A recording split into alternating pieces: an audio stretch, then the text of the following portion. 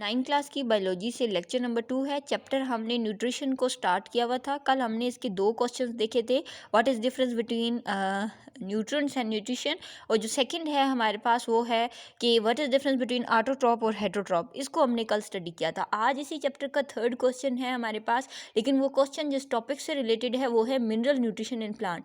As you know कि minerals जो है या न्यूट्रिशन जितनी भी है वो ह्यूमन बॉडी के लिए बहुत ज़्यादा नेसेसरी है। इसी तरीके से न्यूट्रिशन का प्लांट के अंदर भी बहुत बड़ा रोल है। ठीक है, तो 3rd क्वेश्चन हमारे पास है what is difference between macro nutrient and micro nutrients. तो पहला हम देख लेते हैं मैक्रो न्यूट्रिएंट्स क्या होते हैं कि ऐसे nutrient which are required in large quantity, जो प्लांट को ज़्यादा अमाउंट में रिक्वायर्ड होंगे, they are called micro nutrient. अगर हम इसको देखें कि मैक्रो न्यूट्रिएंट और माइक्रो न्यूट्रिएंट को ह्यूमन के लिहाज से अगर इसकी बात करें तो मैक्रो न्यूट्रिएंट ऐसे न्यूट्रिएंट्स होते हैं जो ह्यूमन को और प्लांट दोनों को ज़्यादा अमाउंट में रिक्वायर्ड होते हैं, they are called micro nutrients. उसके बाद माइक्रो न्यूट्रिएंट्स में हमारे पास आ जाते हैं जैसे कार्बन है, हाइड्रोजन है, ऑक्सीजन है। तो ये मैंने इस तरह से माइक्रो न्यूट्रिएंट और माइक्रो न्यूट्रिएंट्स को डिफरेंस में इनका नोट भी बना दिया है, ताकि आपके पेपर में अगर शॉर्ट क्वेश्चन आ जाता है कि what is difference between micro nutrient and micro nutrient, तो आप इसको इस तरीके से लिख सकते हैं। तो फर्स्ट हमने देख लिया मैक्रो न्यूट्रिएंट कि ऐसे न्यूट्रिएंट जो प्लांट को और ह्यूमन को ज़्यादा अमाउंट में रिक्वायर्ड होंगे वो क्या कहलाएंगे, माइक्रो न्यूट्रिएंट। जैसे ऑक्सीजन है, तो ऑक्सीजन के बगैर ह्यूमन और प्लांट बोथ जो है वो सर्वाइव नहीं कर सकते, इसीलिए ये जो है ये ऐसा कंपोनेंट है, ऐसा न्यूट्रिएंट है जो दोनों को ज़्यादा अमाउंट में रिक्वायर्ड होता है।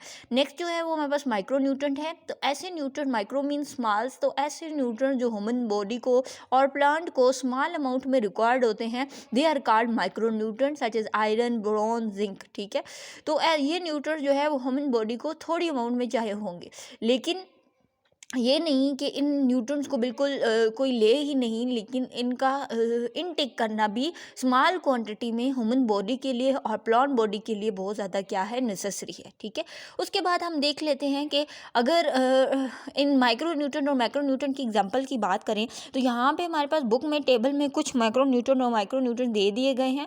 पहला माइक्रो न्यूट्रिएंट है हमारे पास फास्फोरस। तो अब हम देख लेते हैं कि प्लांट बॉडी के अंदर जो फास्फोरस है उसका क्या रोल है, कि वो किस तरीके से ह्यूमन प्लांट बॉडी के लिए मेन काम जो है वो कर रहा है। सबसे पहले अगर हम फास्फोरस को देखें तो कंपोनेंट ऑफ एटीपी, ये जो टेबल है इसको आप लोग एमसीक्यूज़ के लिए भी प्रिपेयर कर सकते हैं कि एमसीक्यूज़ से में भी पूछा जा सकता है कि फास्फोरस एज अ मैक्रोन्यूट्रिएंट काम कर रहा है तो प्लांट बॉडी के अंदर उसका क्या रोल है। नेक्स्ट क्या है कि अगर शॉर्ट क्वेश्चन में भी आप लोगों से पूछा जा सकता है कि what is the role of iron और role of sulphur in plant body, तो वो भी आपको शॉर्ट क्वेश्चन के लिहाज से इसकी डेफिनेशन और इसका फंक्शन जो है वो पता होना चाहिए कि ये क्या काम जो है वो प्लांट बॉडी के अंदर कर रहे हैं।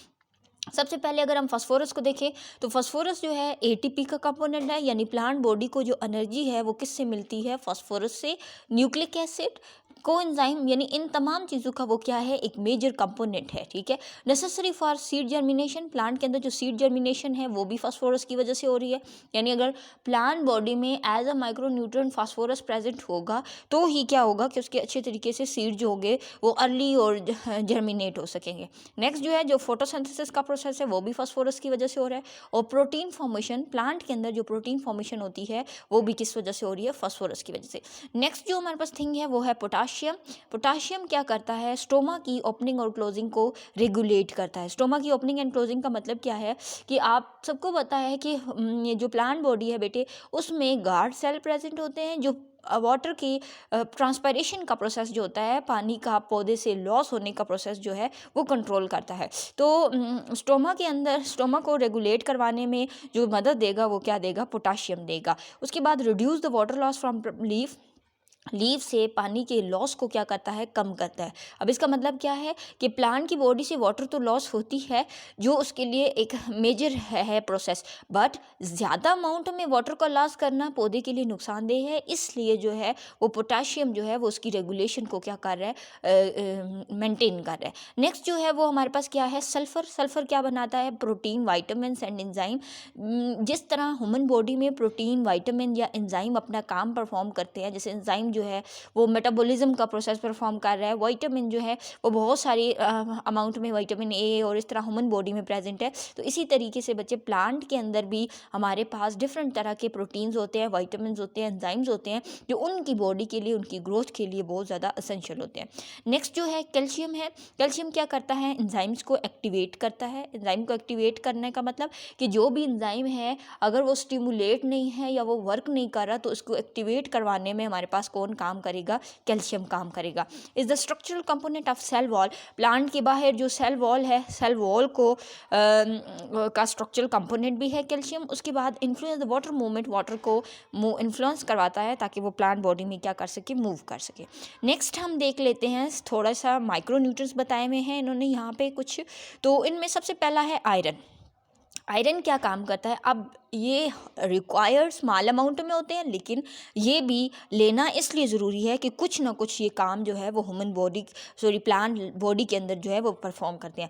ह्यूमन बॉडी में भी आयरन और ये जितने भी न्यूट्रिएंट्स हैं ये प्रेजेंट है, बट प्लांट के अंदर अब हम इनका रोल देखते हैं कि सबसे पहले necessary for photosynthesis, activate in many enzyme. Photosynthesis के लिए जैसे फास्फोरस एसेंशियल था, इसी तरीके से आयरन भी इसके लिए क्या है? एसेंशियल है। नेक्स्ट जो है वो है हमारे पास मोलिब्डेनम।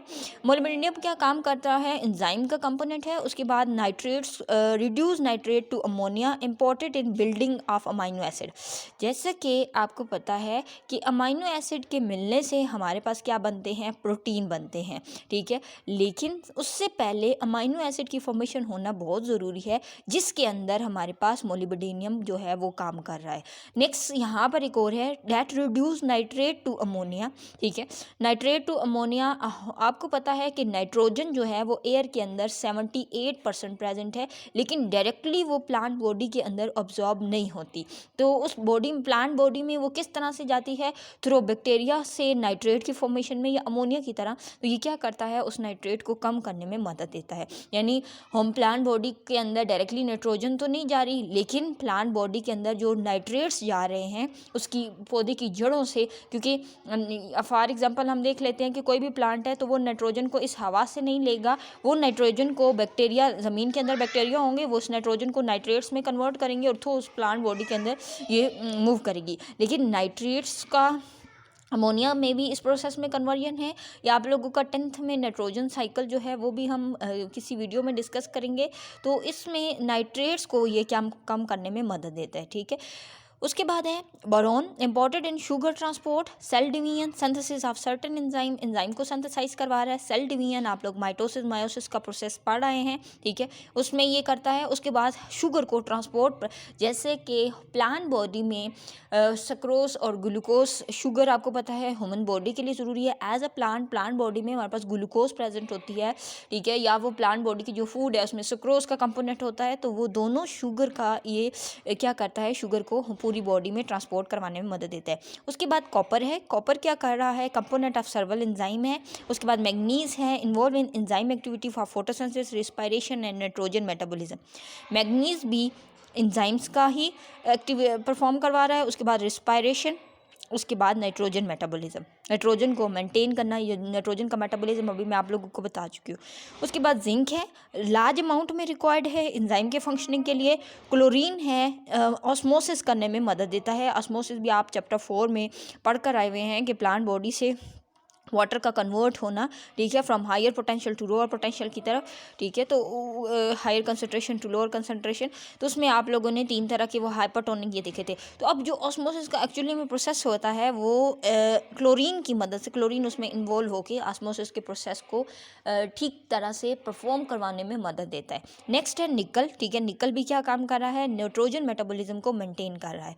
यहाँ पे ज़्यादातर जो न्यूट्रिएंट्स हैं वो क्या करते हैं, जो काम करवा रहे हैं, ज़्यादातर उनकी फंक्शनिंग जो है वो किस में है? एंजाइम्स के अंदर ही है, क्योंकि प्लांट के अंदर भी मेटाबॉलिज्म का प्रोसेस होता है। तो ज़्यादातर इसकी फंक्शनिंग जो है वो किस में है? हमारे पास नाइट्रोजन मेटाबॉलिज्म में ही है, ठीक है। नेक्स्ट जो है हम देख लेते हैं कि हमारे पास role of nitrogen and magnesium है। ठीक है, role of nitrogen and magnesium के मैंने यहाँ पर नोट भी बना दिए हैं कि नाइट्रोजन का प्लांट लाइफ के अंदर क्या रोल है। ठीक है, सबसे पहले अगर हम देखें तो प्लांट नाइट्रोजन को किसकी फॉर्म में बेटा लेता है, न्यूट्रंस की फॉर्म में लेता है। मैंने आप लोगों को पहले भी बताया है कि प्लांट के अंदर नाइट्रोजन जो है वो एज अ नाइट्रोजन हवा से नहीं जाती बल्कि नाइट्रेट की फॉर्म में जाती है। अब नाइट्रोजन क्या काम कर रहा है प्लांट बॉडी में, मेजर कंपोनेंट है प्रोटीन का, हार्मोन का, क्लोरोफिल का, विटामिन का और एंजाइम का, एसेंशियल फॉर प्लांट लाइफ।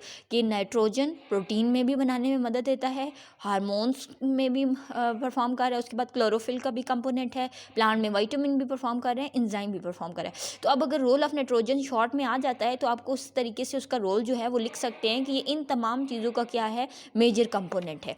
उसके बाद है हमारे पास एबनॉर्मलिटीज़। जैसे आपको पता है कि कोई चीज़ अगर प्लांट बॉडी के लिए असेंशियल है लेकिन उसके साथ साथ वो क्या करती है, बहुत सी अबनॉर्मलिटीज़ भी काज करती है।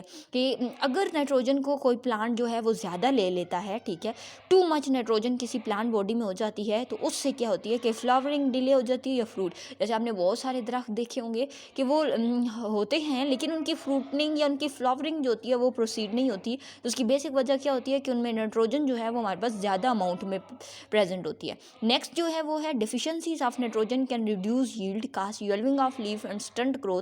कि नाइट्रोजन की अगर कमी हो जाती है तो फिर पौधे की यील्ड में, यील्ड क्या है, जो पौधे की प्रोडक्ट हमारे पास आ रही है, चाहे उसके फ्लावर आ रहे हैं चाहे उसका फ्रूट हम ले रहे हैं, तो उसकी यील्ड में क्या होगी, डिफिशिएंसी होगी।